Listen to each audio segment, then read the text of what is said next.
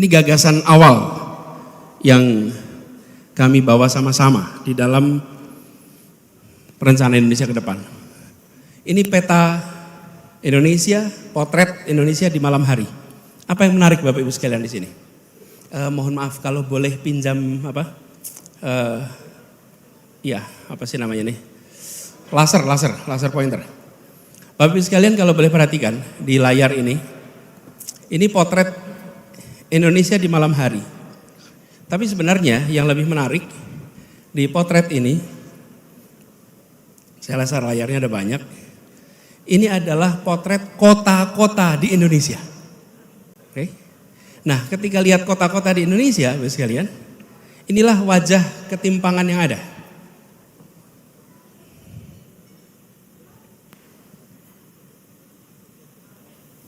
Kelihatannya ada ketimpangan juga Pak di sini Pak. Coba dilihat dulu.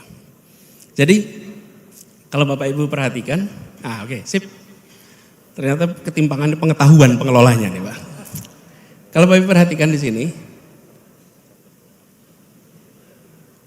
tidak sampai rupanya. Oke, lihat saja. Lampu ini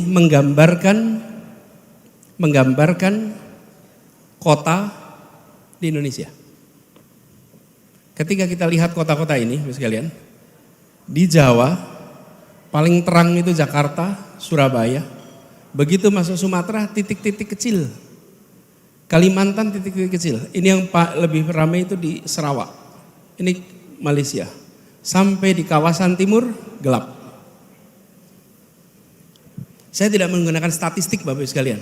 Gak pakai statistik nih. Tentang macam-macam. Gak usah, pakai ilustrasi ini aja. Listrik yang nyala di malam hari. Dari situ terlihat ketimpangan yang luar biasa. Coba kita lihat negara lain.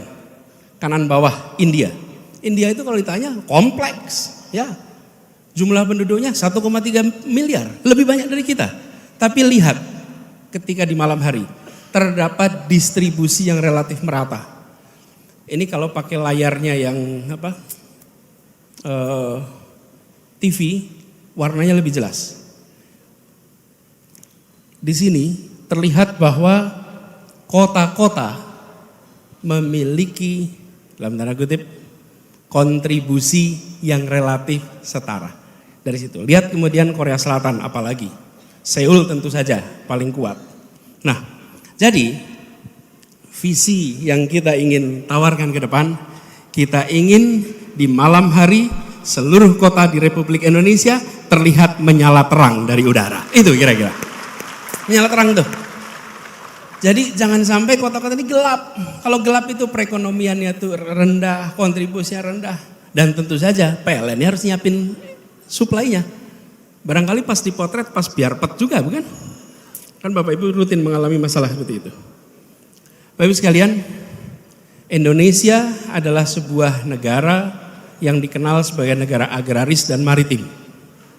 Tetapi sejak 2009 lebih banyak penduduk tinggal di kota daripada di desa. Sejak 2009. Jadi kalau sampai dengan sekarang 14 tahun kemudian proporsi penduduk tinggal di kota lebih banyak daripada di desa. Coba lihat next slide. Urbanisasi ini adalah inevitable, tidak bisa dihindari. Tetapi masalah yang ada di sebuah kota sesungguhnya adalah soal pilihan. Kita memilih membiarkan muncul masalah atau kita memilih untuk mengantisipasi masalah. Urbanisasi itu oke, baik-baik saja. Yang tidak baik itu Jakartanisasi. Ke Jakarta semua, that's not good. Tapi kalau urbanisasi, it's okay. Urbanisasi itu normal dan terjadi di seluruh dunia. Diperkirakan tadi visinya Pak Ketua 2045. Tahun 2045 itu 70% penduduk Indonesia akan tinggal di perkotaan. Harus antisipasi dari sekarang. Sekarang 57. Bila kita biarkan tanpa perencanaan yang serius secara kolektif, nanti kita mengulangi masalah yang ada di Jakarta. Kemudian yang kedua, kita saksikan bahwa di perkotaan ini kontribusi dari penambahan penduduk perkotaan itu setiap 1% penambahan PDB per kapita nasional meningkatnya 1,4%.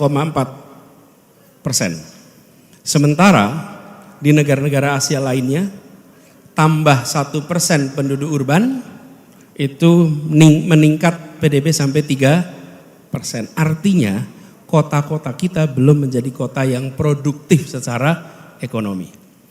Lalu kita punya masalah lingkungan hidup.